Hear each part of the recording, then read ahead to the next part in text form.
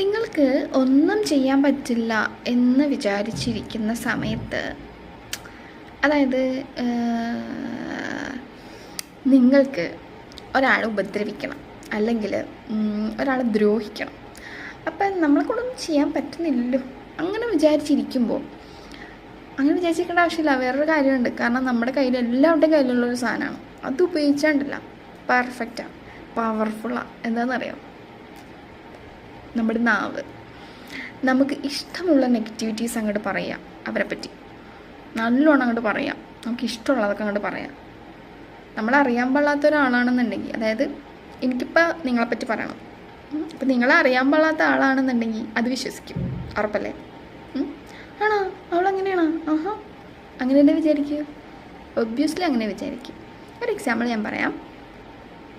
എൻ്റെ ഒരു ഫാമിലി ഫങ്ഷന് ഞാൻ പോയപ്പോൾ, പോയി വന്ന് വീട്ടിൽ വന്നപ്പോൾ എൻ്റെ അമ്മ എന്നോട് പറഞ്ഞു, എടി ഇവരിങ്ങനെ പറഞ്ഞു എന്ന് എന്നോട് പറഞ്ഞെന്ന് പറഞ്ഞു.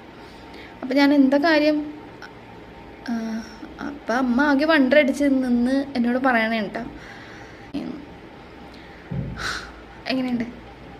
ഇപ്പം എന്നല്ല, കല്യാണത്തിന് മുമ്പ് എനിക്ക് ഏതാണ്ട് ഒരു 22 വയസ്സുള്ള സമയത്ത്, ഞാൻ മറക്കില്ല, അതാരാ പറഞ്ഞതെന്നും ആരോടാ പറഞ്ഞതെന്നും ആ പറഞ്ഞവരാണ് എൻ്റെ അമ്മ അടുത്ത് വന്ന് പറഞ്ഞത്.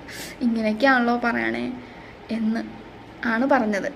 ഇങ്ങനെയാണോ മോളെന്നല്ല ചോദിച്ചത് അവരിങ്ങനെയൊക്കെയാണല്ലോ പറയണത്. ദൈവമേ, അവരെന്താ ഇങ്ങനെ? അങ്ങനെയാണ് നമ്മുടെ അടുത്തൊന്ന് പറഞ്ഞത്. കാരണം നമ്മളറിയാവുന്ന ആൾക്കാരാണ് അവർ, അതുകൊണ്ട് കേട്ടോ.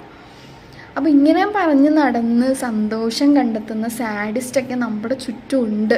സൂക്ഷിക്കുക പെൺകുട്ടികളെ തകർക്കാൻ പറ്റുന്ന ഒരു ടൂളാണത്.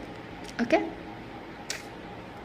ഇത്ര വർഷത്തിന് ശേഷവും ഞാനിതിനെപ്പറ്റി പറയുന്നുണ്ടെങ്കിൽ അതത്രത്തോളം എൻ്റെ മനസ്സിനെ ഹോണ്ട് ചെയ്തിട്ടുണ്ടെന്ന് നിങ്ങൾക്ക് മനസ്സിലാക്കാം അല്ലേ?